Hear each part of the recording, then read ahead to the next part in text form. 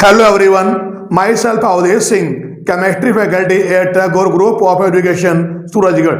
और आज हम बात करने जा रहे हैं एस्टरिफिकेशन ऑफ कार्बोक्सिलिक एसिड, यानी कार्बोक्सिलिक एसिड की एस्टरीकरण की अभिक्रिया के बारे में, एस्टरिफिकेशन रिएक्शन के बारे में। तो पहले हम बात करेंगे कि एस्टरिफिकेशन को हम डिफाइन कैसे करेंगे, क्या होता है एस्टरिफिकेशन। तो देखिए आप यहाँ पर कि जो कार्बोक्सिलिक एसिड हैं उनकी हम कराएंगे केमिकल रिएक्शन अल्कोहल के साथ, और ये जो केमिकल रिएक्शन होगी ये आप ध्यान रखेंगे, ये रिएक्शन यहाँ कैसी होगी, रिवर्सिबल, और ये हम कराते हैं इन प्रेजेंस ऑफ मिनरल एसिड। और इस केमिकल रिएक्शन में जो मिनरल एसिड आप काम में लोगे वो या तो आप काम में लेंगे कंसंट्रेटेड सल्फ्यूरिक एसिड को, या आप यहां पर काम में लेंगे हाइड्रोक्लोरिक HCl को, आप काम में लेंगे मिनरल एसिड के रूप में। और जब इस केमिकल रिएक्शन में जब आप HCl को काम में लेंगे तो वो रिएक्शन कहलाती है फिशर एस्टरिफिकेशन। लेकिन जो नॉर्मली हम काम में लेते हैं वो लेते हैं किसको, सल्फ्यूरिक एसिड को। तो जब ये दोनों रिएक्ट करेंगे, इसकी प्रेजेंस में रिएक्शन होगी रिवर्सिबल, तो ये यहाँ पे रिएक्शन करके एस्टर प्लस वाटर का फॉर्मेशन करते हैं। तो यहाँ पर आप ध्यान रखेंगे कि जब ये रिएक्शन आगे की ओर बढ़ेगी, फॉरवर्ड डायरेक्शन में बढ़ेगी या राइट साइड में बढ़ेगी, तो बन क्या रहा है, एस्टर। तो ये रिएक्शन कहलाएगी एस्टरिफिकेशन। अब होता क्या है कि हम इसका लेंगे एग्जाम्पल। तो जो कार्बोक्सिलिक एसिड है वो देखिए मैंने यहां पर ये ले लिया RCOOH यहां ले लिया, और आप जानते हैं जो ये लिखा है मैंने, ये क्या है, कार्बोक्सिलिक एसिड। इसकी आप कराएंगे रिएक्शन अल्कोहल से। तो जो अल्कोहल है वो लिया मैंने यहां पर R-OH ले लिया, और ये जो आप देख रहे हैं ये क्या है, अल्कोहल। दोनों की रिएक्शन आप यहां कराएंगे तो जैसा मैंने बताया आपको, ये रिएक्शन होती है reversible in presence of mineral acid. तो होगा क्या, जो सबसे इंपॉर्टेंट बात है जो आपको यहां पर याद रखनी है वो ये है कि एस्टरिफिकेशन रिएक्शन में वाटर मॉलिक्यूल के रिमूवल के लिए जो कार्बोक्सिलिक एसिड है वो तो देगा क्या, अपना OH, और जो अल्कोहल है वो अपना क्या देगा, H। यानी कार्बोक्सिलिक एसिड का तो OH और अल्कोहल का H, ये आपस में यहां रिएक्ट करके वाटर मॉलिक्यूल को एलिमिनेट करेंगे, इसको रिमूव करेंगे। अब जो बाकी बचा है उसे आप ऐड कर देंगे, क्या मिलेगा आपको, देखिए ये हो गया R, ये हो गया C-O, यहां आ गया कौन, O, और यहां लगा दिया मैंने R-। तो जो आपको यहां पर ये प्रोडक्ट मिल रहा है ये क्या है, यह एक एस्टर है। और ध्यान रखेंगे कि जो ये एस्टर है इनकी जो स्मेल होती है वो कैसी होती है, वो होती है फ्रूट लाइक स्मेल होती है, फलों के समान गंध होती है, फ्रूटी स्मेल होती है। यहां देखोगे आप, अगर आप यहां पर इसका एग्जाम्पल लें इस केमिकल रिएक्शन का, तो जो कार्बोक्सिलिक एसिड है उसके रूप में देखिए मैंने यहां पे ले लिया एसिडिक एसिड को CH3COOH यहां लिया, और आप जानते हैं जो ये कार्बोक्सिलिक एसिड है इसका नाम क्या है, एसिटिक एसिड, जिसको हम IUPAC में कहते हैं एथेनोइक एसिड। इसकी रिएक्शन आप कराएंगे अल्कोहल से, और मान लिया जो अल्कोहल है वो आपने यहां ले लिया एथेनॉल को, CH3CH2OH, ये क्या है, एथेनॉल है, जिसका कॉमन नेम क्या होता है, इथाइल अल्कोहल। और जब ये दोनों आप रिएक्शन कराओगे दोनों की, तो जैसा मैंने आपको बताया कि जो ये रिएक्शन होगी ये कैसी होगी, रिवर्सिबल, और ये होगी इन प्रेजेंस ऑफ मिनरल एसिड। और ध्यान रखेंगे जनरली जो हम काम में लेते हैं वो क्या है, सल्फ्यूरिक एसिड है। अगर आप HCl को काम में लेंगे तो इसे हम बोलते हैं फिशर एस्टरिफिकेशन।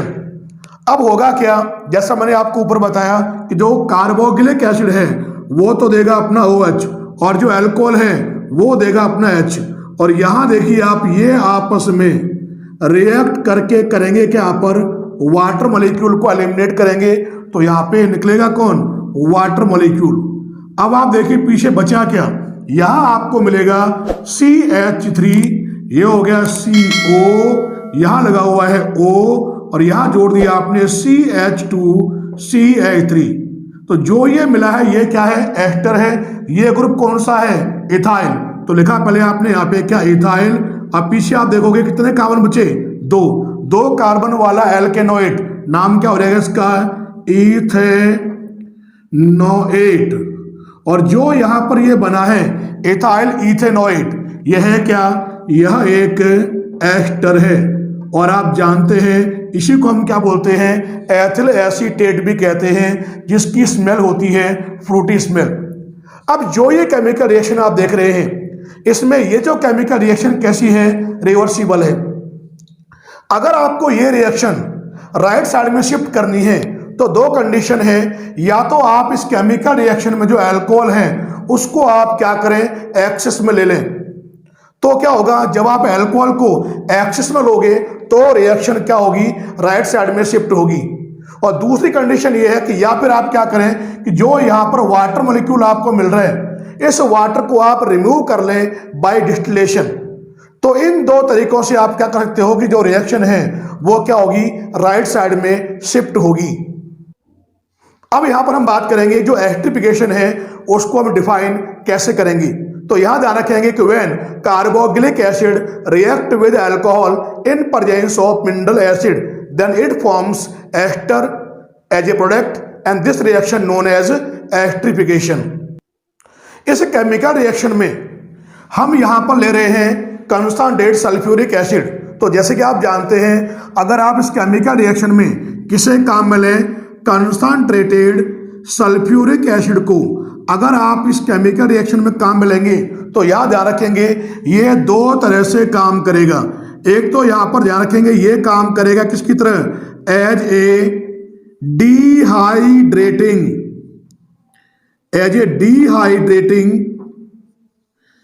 रिएजेंट की तरह काम करेगा।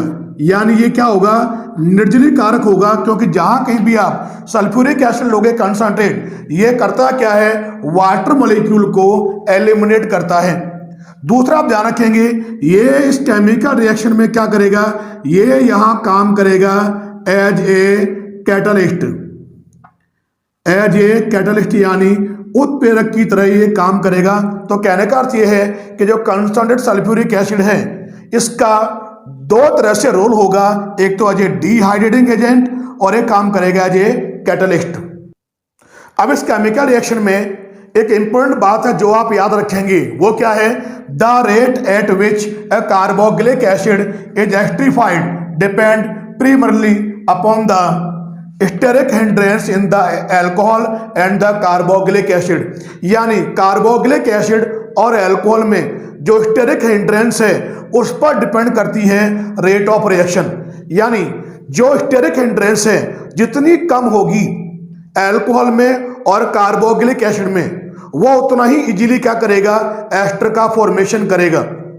तो यहां पर अगर हम बात करते हैं किसके बारे में, अल्कोहल के बारे में, तो यहां देखिए आप कि अल्कोहल के रेस्पेक्ट में इस रिएक्शन के लिए रिएक्टिविटी का ऑर्डर क्या होगा। तो यहां देखो, यहां लिखा मैंने पहले क्या, order of reactivity of alcohol towards esterification.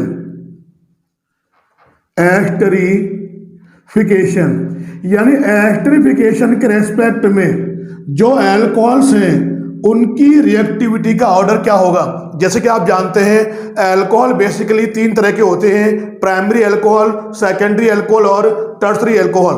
तो जिसमें स्टेरिक हिंड्रेंस जितना ज्यादा होगा, यानी नंबर ऑफ एल्काइल ग्रुप और साइज ऑफ एल्काइल ग्रुप जितना ज्यादा होगा, उसकी रिएक्टिविटी उतनी क्या होगी, कम होगी। तो देखिए आप यहां पर जो अल्कोहल है तो उसमें देखिए सबसे पहले तो आप जानते हैं अल्कोहल होता है कौन सा, एक तो होता है टर्शरी अल्कोहल जिसे हम कहते हैं 3 डिग्री अल्कोहल। एक होते हैं कौन से, सेकेंडरी एल्कोहल, जिसे हम बोलते हैं 2 डिग्री एल्कोहल, और तीसरे होते हैं कौन से, प्राइमरी एल्कोहल, जिसे हम कहते हैं 1 डिग्री एल्कोहल। और सबसे सिंपलेस्ट, सबसे छोटे जो अल्कोहल है वो मान लिया क्या आपने, CH3OH, ये मान लिया आपने यहां पर ले लिया CH3OH।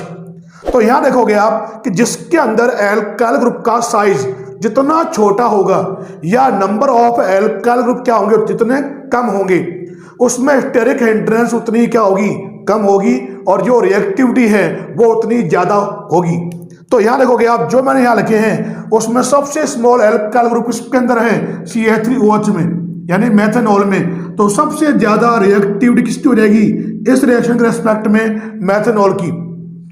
इससे बड़ा अगर कोई लोगे आप 1 डिग्री, उसकी थोड़ी सी क्या हो जाएगी, कम। और हो गया आप 2 डिग्री, उसकी हो जाएगी और कम। और सबसे कम हो जाएगी किसकी, टर्सरी अल्कोहल की, यानी इसके अंदर स्टेरिक हिंड्रेंस सबसे लो होगी और इसके अंदर स्टेरिक हिंड्रेंस सबसे ज्यादा होगी।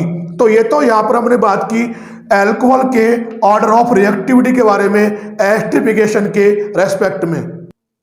बिल्कुल सिमिलरली यहां पर हम बात करेंगे इसके बारे में अब कार्बोक्सिलिक एसिड के बारे में। तो यहां देखिए, यहां लिखा मैंने order of reactivity, order of reactivity of carboxylic acids towards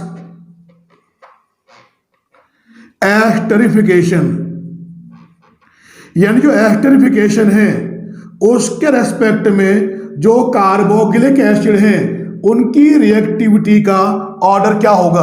तो सेम कंसेप्ट यहां पर अप्लाई होगा, स्टेरिक हिंड्रेंस अगर ज्यादा होगी रिएक्टिविटी क्या हो जाएगी, कम हो जाएगी।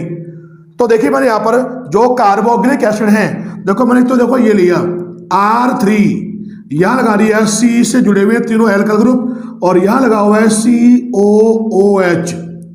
एक मैंने यहां ले लिया R2, ये कर दिया CH, और यहां लगा हुआ है COOH। एक मैंने यहां ले लिया R, ये हो गया CH2, और ये लगा हुआ है COOH।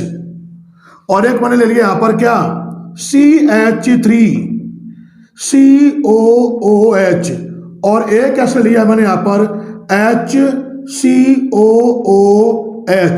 मैंने यहां पर ये डिफरेंट लिए हैं कार्बोक्सिलिक एसिड।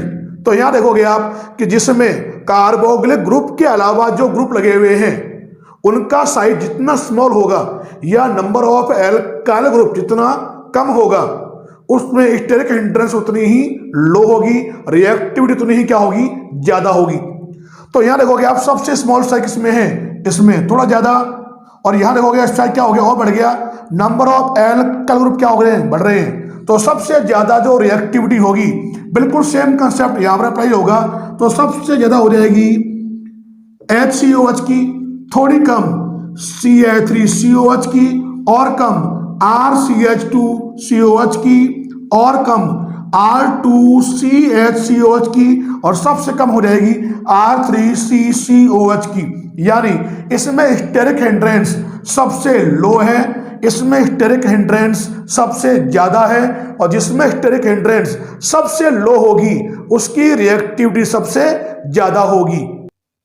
अब यहां पर हम बात करने जा रहे हैं एस्टरिफिकेशन रिएक्शन की मैकेनिज्म के बारे में।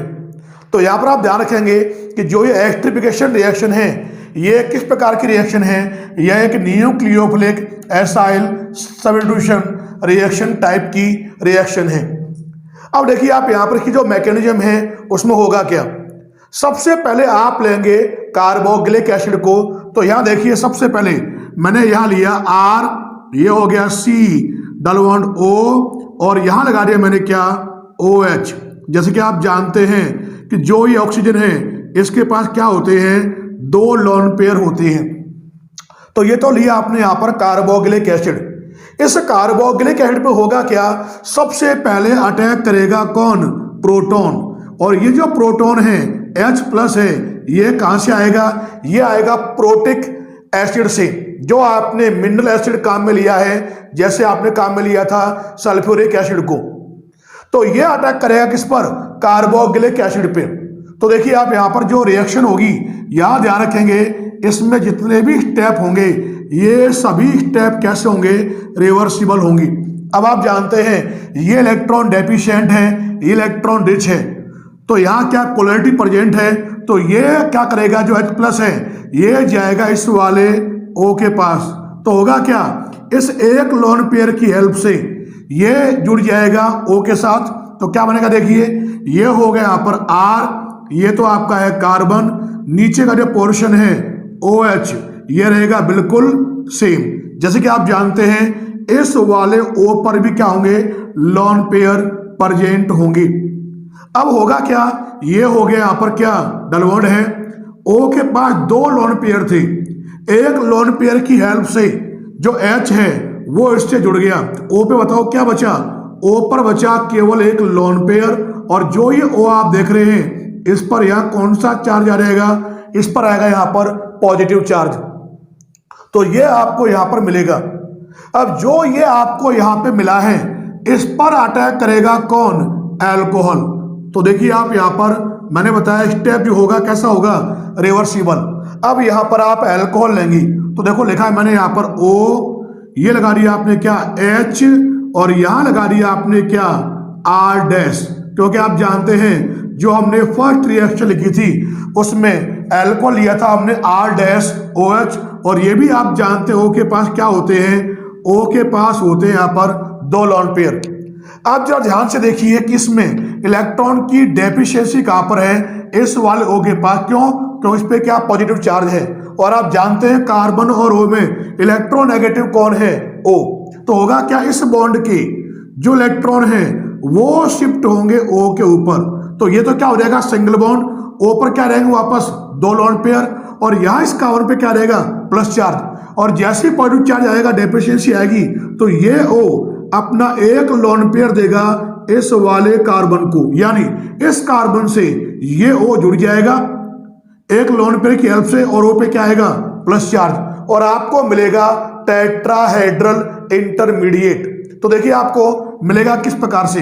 ये तो यहाँ पे क्या है? एल्काइल ग्रुप है, ये आपका कार्बन है, नीचे वाला जो पोर्शन है ये तो एचडी रहेगा OH, और आप जानते हैं O के पास यहाँ क्या है? दो लोन पेयर। ये बताइए यहाँ पर क्या हो गया? ये हो गया यहाँ पर सिंगल बॉन्ड। O के पास देखिए आप यहाँ पर O के पास क्या आ गए? O के पास वापस यहाँ आ गए दो लोन पेयर, O के पास लोन पेयर आ गए। अब इस कार्बन को कौन दे रहा है? O। इस कार्बन से आपने क्या किया? O को जोड़ दिया। O के पास दो लोन पेयर थे, एक इसने दे दिया, तो O क्या बचा? O के पास केवल एक लोन पेयर, और O पे बताइए कौन सा चार्ज आ गया? पॉजिटिव चार्ज, और यहां लगा कौन है? H, और यहां कौन प्रेजेंट है? यहां प्रेजेंट है R डैश। और जो स्ट्रक्चर आप देख रहे हैं ये क्या है? इसको हम कहते हैं क्या है? ये होता है टेट्राहेड्रल इंटरमीडिएट।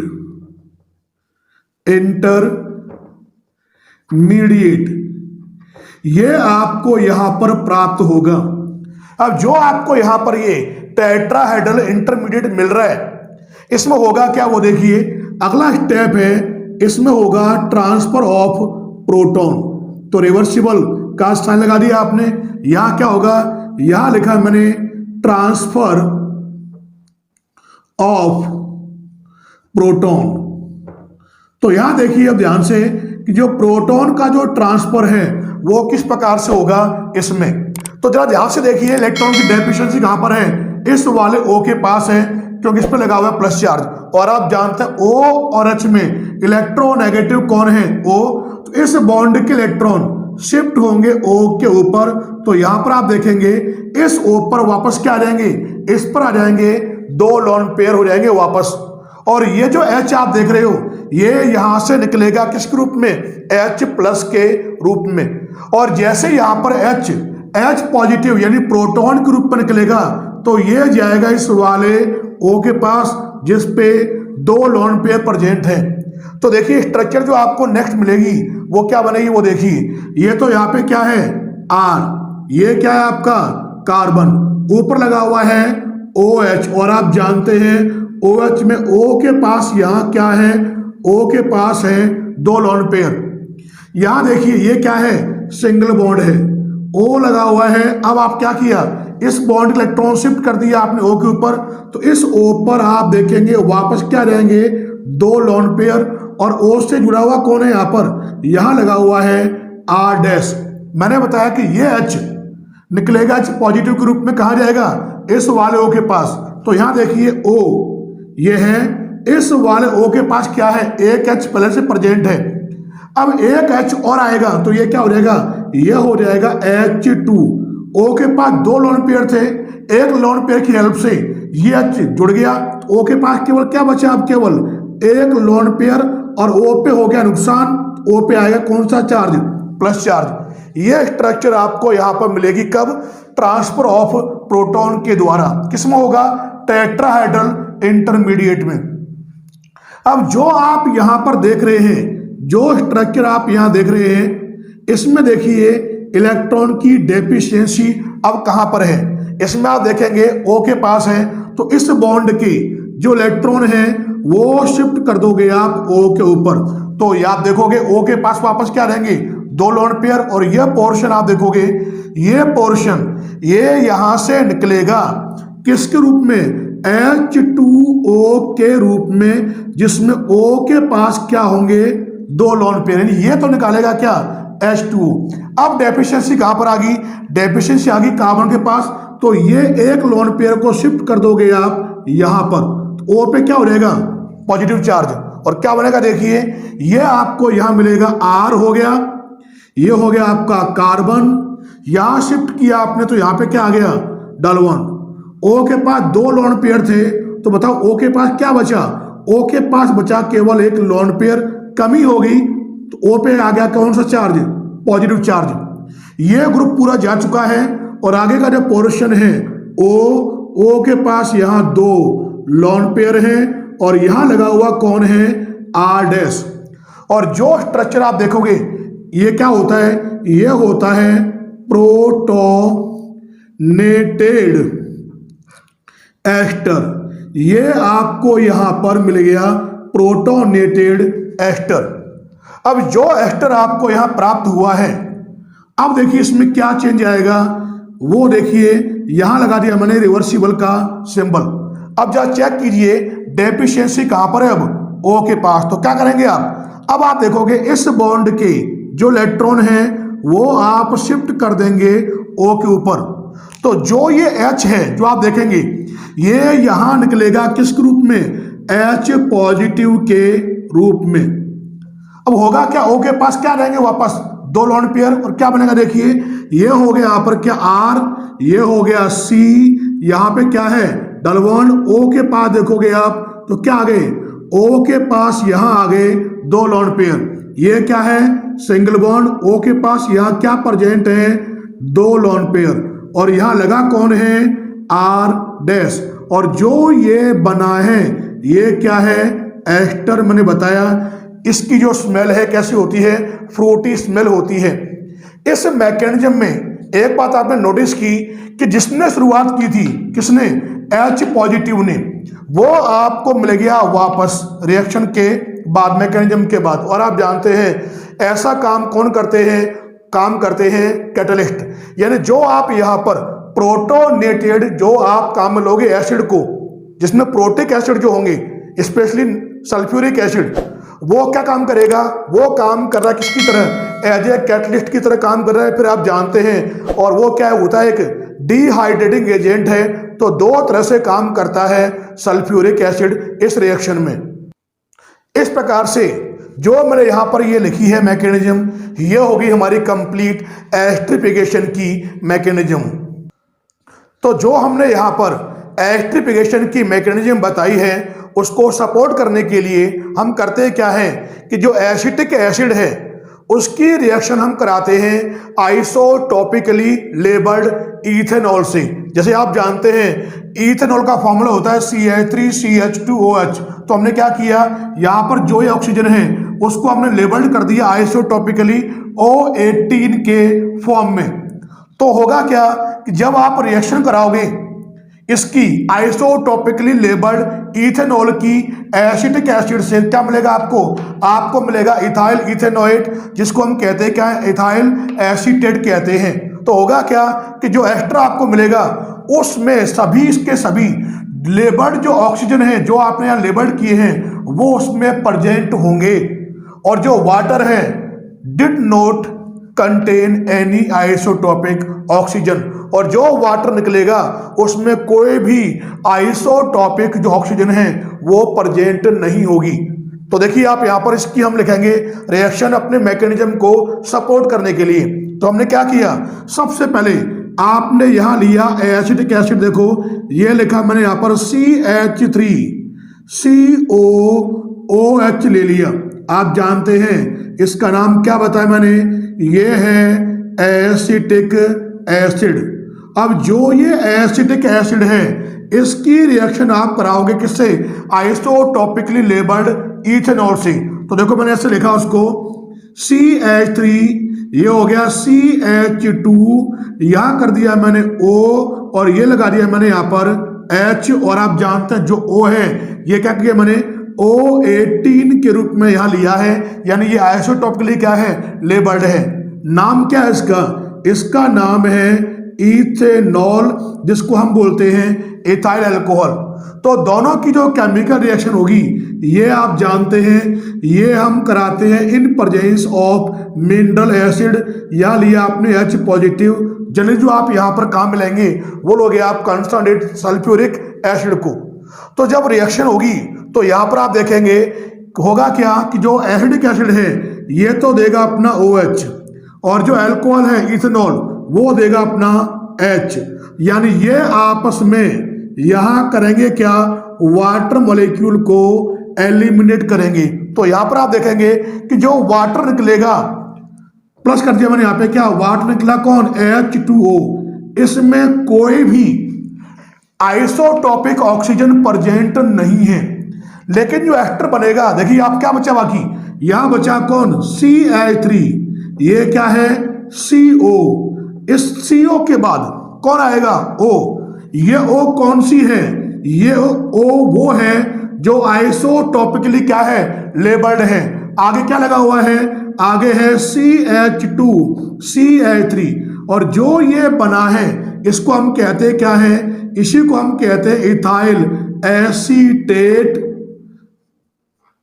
जिसे हम IUPAC में कहते हैं इथाइल इथेनोएट। और ये है क्या, यह एक एस्टर है, और आप देख रहे हैं कि जो यहाँ पर ये एस्टर का फॉर्मेशन हो रहा है इसमें क्या है, इसमें all the labelled oxygen are present in ester. तो ये कंफर्म कर रहा है कि वाटर मॉलिक्यूल के रिमूवल के लिए वास्तव में जो कार्बोक्सिलिक एसिड है वो तो क्या देगा अपना OH, और जो अल्कोहल है वो क्या देगा अपना H। और इस रिएक्शन में एसिड और अल्कोहल जब रिएक्शन करते हैं मिनरल एसिड की प्रेजेंस में तो ये एस्टर का फॉर्मेशन करते हैं। और मैकेनिज्म में आप ध्यान रखेंगे कि सभी जो स्टेप होंगे वो क्या होंगे, रिवर्सिबल होंगी। तो आज के इस लेक्चर में हमने बात की एस्टरिफिकेशन ऑफ कार्बोक्सिलिक एसिड, उसकी केमिकल रिएक्शन और मैकेनिज्म के बारे में। थैंक्स फॉर वॉचिंग, धन्यवाद।